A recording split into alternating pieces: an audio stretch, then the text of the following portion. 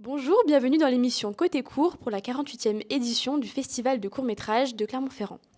Nous sommes les élèves de l'Obciné, l'option cinéma du lycée Léonard de Vinci, et aujourd'hui nous accueillons Alexandre Dosti pour son film Boa.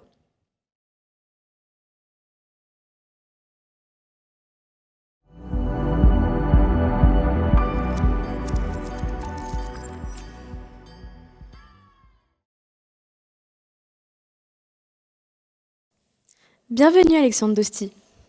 Merci de me recevoir. Alors au cinéma, la religion et l'horreur ont souvent été associées.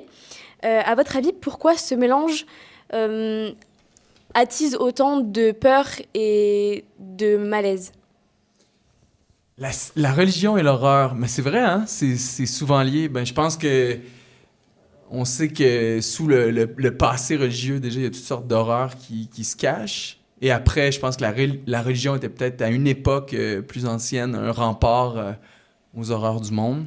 Donc, je pense que t'as raison quand tu dis que euh, l'horreur et la religion, c'est interrelié de façon très profonde.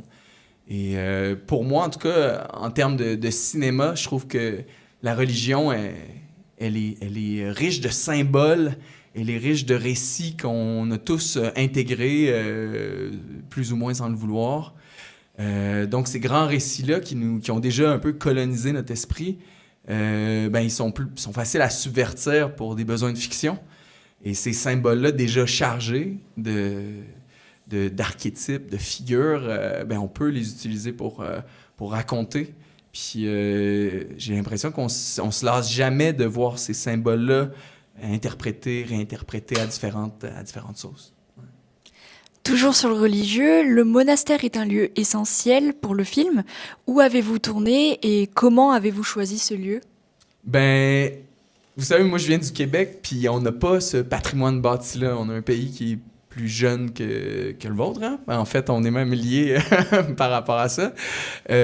Donc, ces vieux monastères-là qui étaient au cœur de l'histoire, que j'avais envie de montrer, que j'avais envie d'habiter avec l'histoire de Léonide, ça se trouvait pas au Québec. Et en même temps, je voyais l'opportunité de faire un film que je pourrais pas faire ailleurs. Donc, Boa, c'est comme ça s'est imposé que je doive faire ce festival ici. Puis, comme de fait, il y a le festival de Clermont-Ferrand qui offre des résidences à projet. Puis, j'ai déposé le projet de Boa, ils ont accepté. Je suis venu écrire en Auvergne et pendant mes 6 semaines d'écriture à Moulins, sur Allier. Je me suis promené quand même pas mal dans la région. J'ai visité plein de lieux, plein de monastères. Puis, finalement, ça a un peu comme confirmé mon choix de tourner ici. Puis le film, il s'est tourné, en tout cas pour la partie monastère, ça s'est tourné surtout en Haute-Loire, à Lavaudieu, qui est comme le lieu principal du monastère. Mais c'est aussi en fait, l'univers du film, elle est composée de 4 monastères différents. On fait pas vraiment la différence quand on voit le film, mais t'as Lavaudieu, t'as Pébrac, t'as Saint-Élpise, puis t'as Lavauchilac aussi. Donc, on a quand même. Puis tout ça était comme à 20 minutes les uns des autres. C'est ça qui est comme fou, tu sais. C'est quand même une grande richesse que vous avez, puis j'avais vraiment envie de l'exploiter au max. Dans votre film, on peut remarquer que certaines couleurs sont récurrentes, telles que le violet ou des couleurs plus ternes. Quels sont leurs symboliques et qu'est-ce que ça traduit de l'être intérieur du personnage? Ah, c'est une super question. Tu sais, souvent, je trouve que des fois, on a tendance à oublier que le cinéma, c'est d'abord un médium d'image, puis que la couleur, la lumière, c'est pas nécessairement des trucs qu'on fige, qu'on détermine le look du film, mais qu'on peut aussi faire évoluer avec le narratif, le personnage. Puis moi, j'avais vraiment envie de taper là-dedans, même dans une perspective un peu plus expressionniste du cinéma. Fait qu'au début, on est dans des éclairages, des couleurs qui sont un petit peu plus naturelles. On essayait d'éclairer naturel le plus possible, même si c'est difficile, hein, des grands lieux comme des églises, des abbayes. C'est quand même difficile, mais bref, on essayait quand même de garder ces lumières naturelles-là pour rappeler aussi, j'étais beaucoup inspiré par des tableaux, des peintres comme Goya puis Caravage, fait que aussi beaucoup d'aurore ou beaucoup de lumière dorée avec des ombres tranchantes, beaucoup de clair-obscur. Fait que je composais comme ça pour rappeler la peinture. mais aussi pour rappeler le rythme de vie monastique. Hein? On se lève très tôt au monastère. On voit la lumière du jour défiler dans le monastère, changer un peu ce lieu-là, ne serait-ce que par le passage du soleil ou de la lune. Fait que j'avais envie de témoigner de comment le lieu vit à travers le cycle jour-nuit, de façon naturelle. Puis après, ben, à mesure que le personnage il entre dans ce délire-là, qui croise le gym des culturistes qui sont comme un miroir déformé de sa communauté. Là, j'avais envie d'aller dans quelque chose de plus électrique, quelque chose de plus artificiel. Puis en même temps, la couleur violette, pour moi, c'est un rapport à l'inconscient, au mystère. Donc, j'avais envie aussi d'évoquer ça par l'utilisation de ces couleurs-là. Donc, Léonide, votre personnage principal, semble être guidé par de nombreuses quêtes, que ce soit le pouvoir ou la libération. Est-ce que c'est un moyen pour lui de s'affranchir de la religion ou autre chose? Est-ce que vous pouvez nous en dire un peu plus par rapport à ça? Tu sais, j'ai écrit cette histoire-là, ben, il n'y a pas vraiment de dialogue. Je voulais laisser beaucoup de place au spectateur pour se projeter son imaginaire dans qu'est-ce qui se passe vraiment avec Léonide, comment on traduit pour soi sa quête, comment on vit l'expérience du film, puis pouvoir nous mettre nos peurs, nous mettre peut-être nos désirs sur le personnage. Fait que je sais pas, toi, comment tu l'as vécu, cette affaire-là? Comment tu répondrais à la question que tu m'as posée? Quand j'ai regardé le film, je me suis dit que c'était presque comme s'il voulait... j'avais un peu représenté comme l'arrogance de la jeunesse, on va dire. Qu'il est dans un rythme tellement monotone dans sa vie que... comment il évolue, c'est comme si il sortait complètement de la religion, quoi. Dans cette rébellion face au groupe, face à ce que ça représente. Ouais, tu vois, je trouve que c'est super valide comme interprétation de Léonide. Cette rébellion-là, tu sais, souvent... moi, c'est vraiment du moment où il voit le gym que tout bascule. En même temps, il y a quelque chose de... On est dans un moment particulier au monastère. Le patriarche est mourant, leur toit s'écroule. Il y a vraiment... L'heure est grave. Puis, tu sais, souvent, en tout cas, je sais pas si ça vous arrive dans vos vies, des moments comme ça où on sait pas trop... on est dans une situation où on sait pas ce qui va se passer avec nous puis avec notre vie. Souvent, on est comme au diapason de trucs qu'on regarderait pas de la même façon ou qu'on verrait peut-être même pas dans nos vies de tous les jours. Puis ces moments de grâce-là, pour moi, c'est des moments qui sont catalyseurs de changement pour nous, les humains, puis pour Léonide dans ce film-là. Puis à ce moment-là, on est pris par des forces qu'on croyait peut-être même pas nous habiter. T'sais. Et pour moi, il y avait ça dans le film. J'avais envie de parler de ces forces qui nous habitent, qu'on a peut-être réprimées, cachées, parce que, pas trop que... C'est pas le moment où on a honte de ces désirs, besoins, puissance-là. Puis dans ces moments particuliers, on n'a plus trop le contrôle sur elle et elle nous possède. Et après, il se passe toutes sortes de choses. Ça peut virer bien, ça peut virer mal. Mais ces forces-là, ils s'en vont nulle part. Hein. Fait que l'issue du film, c'est une issue quand même assez macabre. Mais cette force-là, elle reste avec le personnage, peu importe. Hein. Puis j'avais envie de dire que justement, ces forces-là, on est mieux de se faire, de se mettre en amitié avec elles. On est mieux d'apprendre à les connaître, à les apprivoiser parce qu'elles vont nulle part, en fait. Puis, ouais, c'est un des thèmes du film. Puis cette rébellion-là, moi, justement, c'est ça, cette rébellion-là dont tu parles, je trouve que elle est portée par ces forces-là. Et donc, pour vous, quel serait vraiment l'élément, le moment déclencheur où Léonide il va se tourner vers le mal ou le bien? C'est vraiment le choc esthétique avec le gym. Je pense qu'à ce moment-là, il voit vraiment un miroir de sa communauté qui est très dans l'esprit, dans un dénuement. On voit pas les corps de personnes, tout le monde est dans des coules un peu informes. Ils sont vieux, fait qu'il y a une certaine faiblesse qui est là. Tandis que quand il voit les gars du gym, c'est aussi un groupe, c'est aussi une gang. auquel il voudrait peut-être appartenir, et en même temps, on est complètement ailleurs, on est dans le corps, on est dans prendre soin de ce corps-là, l'habiter, le laisser s'exprimer, nous définir aussi. Puis je pense qu'il voit là-dedans une force qui manque de son côté, puis une certaine planche de salut. Mais après ça, on est dans des extrêmes, puis l'équilibre, elle se trouve à quelque part entre les deux. Je pense qu'il essaie de rétablir un certain équilibre dans sa quête qui est comme... Il n'y a pas tant de logique autour de sa quête, mais c'est la sienne. Hein? Puis, il essaye. Après, est-ce qu'il réussit? Peut-être pas là, mais l'histoire, elle se continue après le générique aussi. Il y a des plans très travaillés et avec régulièrement des zooms avant lente et du surcadrage. Qu'est-ce que ça représente? Ouais, c'est ça, j'aime tes questions au niveau de la forme du film. C'est cohérent, c'est toi qui s'occupe de ça. C'est une bonne question. Comme je te disais, je voulais vraiment composer en tableau au début pour aussi camper cette idée que je voulais donner l'illusion que c'était un film peut-être d'époque au début, fait que plonger le spectateur dans cette idée que on est peut-être à l'époque médiévale ou je ne sais trop, puis pouvoir comme renverser ça au premier tiers du film. Donc je trouvais que faire référence à la peinture, ça nous aidait à nous amener dans une époque plus ancienne. Puis aussi, c'est des images effectivement très travaillées, fixes, qui donnent une impression d'équilibre. Donc au début, on est dans un certain équilibre d'un point de vue formel qui va basculer, puis là, justement, la caméra se met à parler différemment.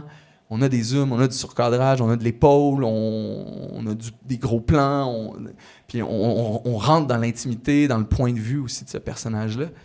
Donc, pour moi, c'était important, oui, de faire évoluer le langage avec le spectateur.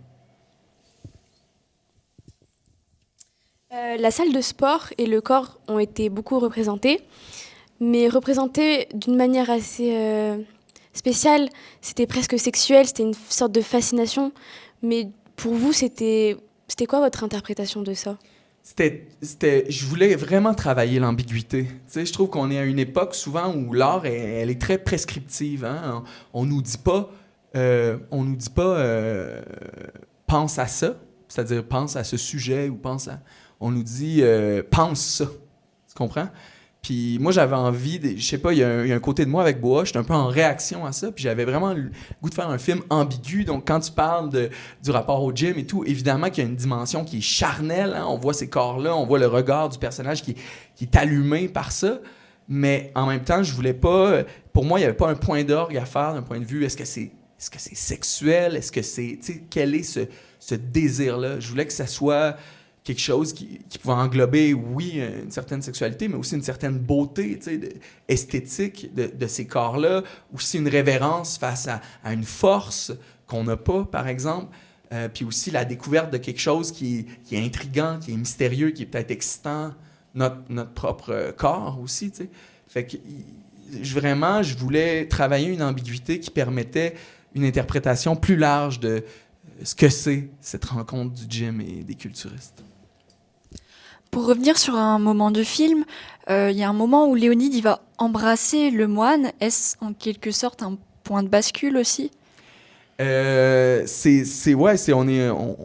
un point de bascule pour le personnage dans peut-être une partie de l'histoire qui nous est pas racontée, mais qu'on peut se raconter comme spectateur. Dès le début, on le voit avoir une relation particulière avec lui. Quand il va tomber malade, il va être à son chevet. Il y a quelque chose avec lui de particulier. Puis le baiser, à la fin, encore dans tous ces symboles religieux, par exemple la Bible ou de ces grands récits-là, qui sont réinterprétés dans ce film-là, réinterprétés par le personnage lui-même qui les connaît, ces symboles. Mais le baiser, c'est quelque chose, c'est la trahison de Judas, fait qu'il y a quelque chose de l'amour, mais aussi de la trahison, le baiser de la mort. On ne sait pas ce qui arrive à ce moment-là après.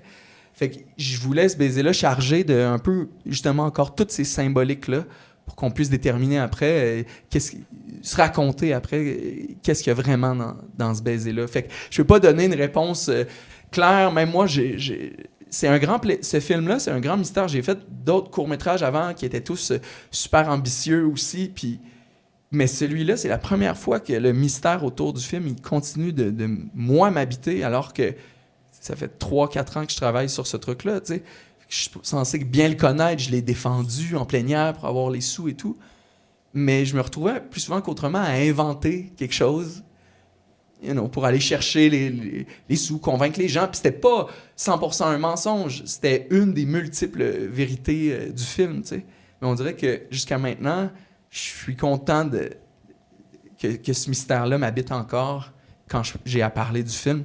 Puis je sais pas, je trouve que c'est une nouvelle expérience pour moi. Puis je me dis que si c'est ça, ça le fait pour moi, ça doit le faire aussi pour le spectateur. Dans les scènes où il se fait basculer, dans le monde extérieur, il semble subir un déclic. Comment l'interprétez-vous? C'est une bonne question. Ouais, le point de bascule vers le monde extérieur. Il y a plein de questions autour du personnage de Léonide, comme à savoir depuis combien de temps il est au monastère. Est-ce qu'il a déjà vu ce monde extérieur? Ça fait combien de temps qu'il est sorti? Fait que j'essayais de créer une scène qui pouvait apporter de l'eau au moulin de cette réflexion-là pour le spectateur. Fait vraiment, on le sent, il est désorienté.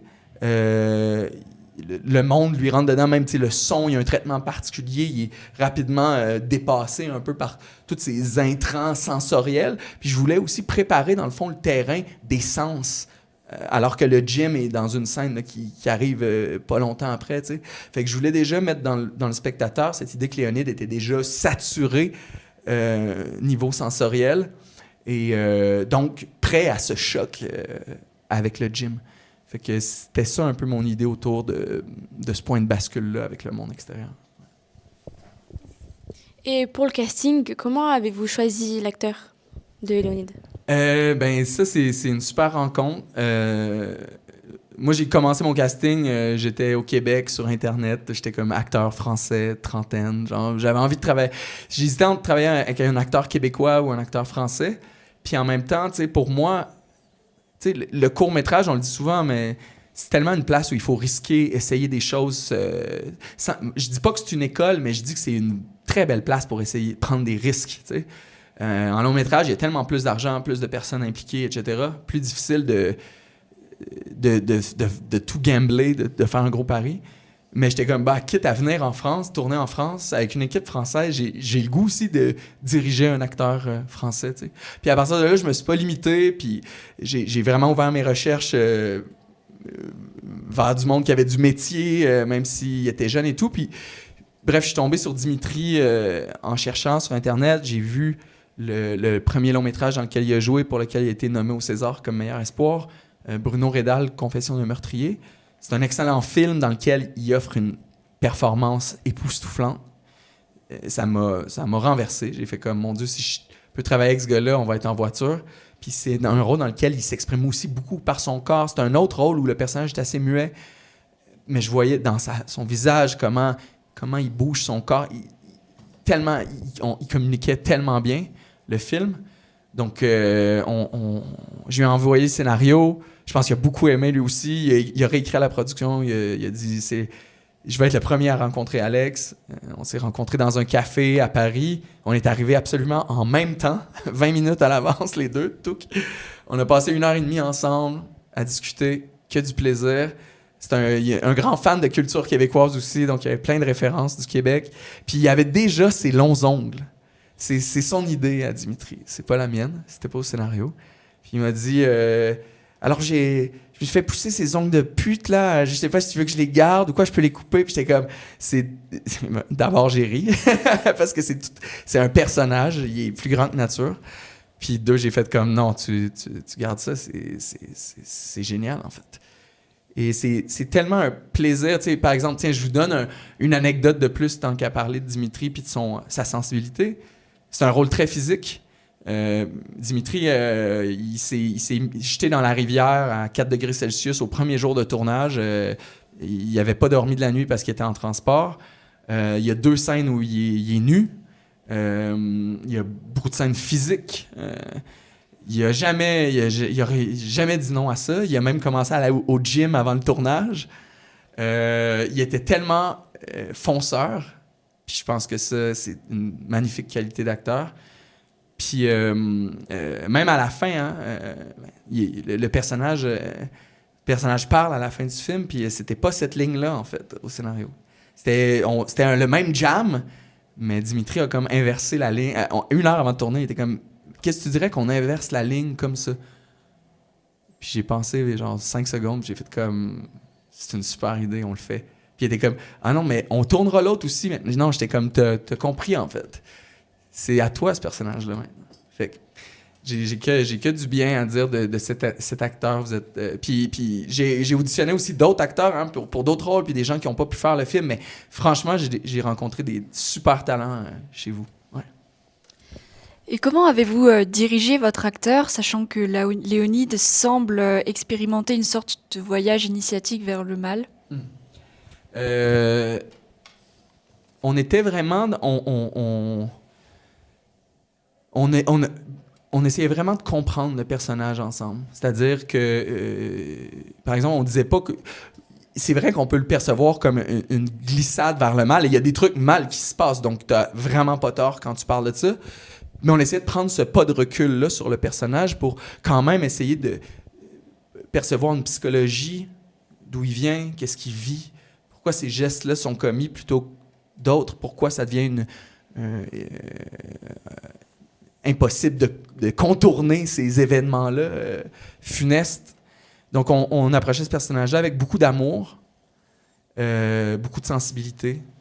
Puis, tu sais, il y a des moments où on parlait de ce personnage-là, puis évidemment, tu sais, on sort pas ça, ces histoires-là de rien, hein? On fait référence à nous, forcément, même c'est de la pure fiction, mais moi, je peux me retrouver dans ce personnage-là. Donc, tu sais, on s'est retrouvés, puis je pense que Dimitri aussi pouvait se retrouver dans ce personnage-là. Fait que, tu sais, on a eu des moments de cœur à cœur où on parlait de Léonide, mais en même temps, on parlait de nous, puis on avait comme les larmes aux yeux, tu sais. Fait que, il y avait... Donc, même si le jeu est très physique, puis c'est dans une certaine abstraction, le scénario, il y avait quand même quelque chose de très groundé dans l'humain, la psychologie, puis un amour de ce personnage-là. Et la dernière question, l'atmosphère est complètement différente à la fin. Est-ce que c'est un happy end? Est-ce que c'est un happy end? Ben, j'espère qu'il y a des gens qui le voient comme une fin quand même heureuse. Je peux très bien comprendre aussi qu'on voit tout à fait le contraire. Je pense que c'est à chacun d'y voir quelque chose. Mais pour moi, il y avait cette idée de, justement, ces forces qui nous... Il y a une réalisation du personnage, c'est que ces forces qui nous habitent, même le jour où on se ramasserait complètement seul et désœuvré et banni du monde, ces forces qui nous habitent, elles seront toujours avec nous. Et puis après, ce qu'on en fait, c'est une autre histoire. Ça va être pour un prochain film. Mais... Puis c'était très intéressant de guider Dimitri pour cette scène-là, alors que son personnage change complètement. Il retombe dans le monde normal. On voit un peu comment il est peut-être rentré au monastère, hein? Moi, des fois, je me disais, mais le film, il pourrait commencer exactement par cette scène-là, tu comprends? Puis la boucle serait bouclée, hein? C'est l'Ouroboros aussi, le serpent qui se bouffe la queue dans le titre du film, tu sais. Puis bref, quand j'ai dirigé cette scène-là, c'était très intéressant de diriger Dimitri, à savoir qu'on voulait aller chercher une sincérité dans le personnage, dans ce sourire à la fin. C'est peut-être la première fois qu'on le voit dans son cœur, tu sais, pas dans un délire ou quoi, mais il y a de quoi de beau et tellement sincère dans le personnage à ce moment-là. Puis de diriger François Saga aussi, qui est le gars du gym, qui devient un peu l'icône de cette obsession-là, qui est un acteur, je trouve, sous-utilisé, vu son talent, vu le charisme qu'il a. Bref, puis moi, j'avais envie qu'il me fasse des yeux... je voulais pas qu'il me fasse des yeux démoniaques, tu comprends? À la fin, ça aurait pu être ça. Je trouve que c'est le panneau dans lequel on aurait pu tomber.